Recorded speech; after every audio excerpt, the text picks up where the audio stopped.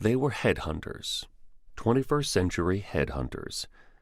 They wanted the jihadist's head, severed from the body, lifted to the lens on Al Jazeera Network.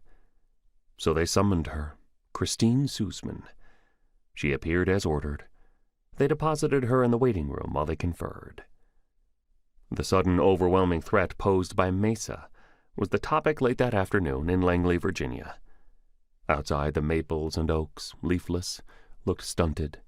Birds flitted among the branches, securing shelter in the deep winter, and men and women in peacoats and watch caps scurried around in CIA spy school, hopeful of making the grade and grabbing choice field assignments.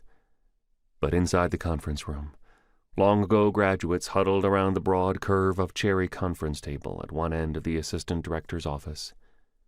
Coffee was poured, pastries were plucked from silver trays, and cigarettes set to burning. Notes were exchanged, viewpoints aired, and then came time to vote. Or almost. 2 more files to be passed around the huge table. One file was yellow, addressing civilian matters. One file was olive-colored, addressing military matters. The assistant director was a man of rigid bearing, ex-Army, a West Pointer with the required ruby class ring, crew cut, and proud of the 32-inch waist he had maintained since college, thanks to daily workouts and weekend 100-mile bike rides. He plucked the first article from the olive file and passed it to his left. "News clipping, Chicago Tribune, 2005, he said into the system that recorded all conversations in the room. The 4 intelligence officers did quick reads and handed it around the table.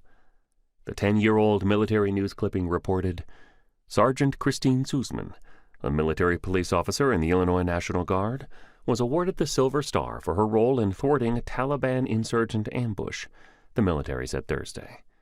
In a 2-hour firefight, Sergeant Sussman and 2 other soldiers fought off more than 35 insurgents, armed with AK-47s, machine guns and rocket-propelled grenades after the force attacked a supply convoy southeast of Kabul, Afghanistan. The Americans killed 30 and wounded or captured 3 others. Sergeant Sussman, 23, received her medal on Thursday in Kabul. Heads nodded and looks were exchanged. She was an American patriot, which elevated the conversation. They could work with her. The associate director next passed around a single sheet from the olive file, bullet points from her military jacket.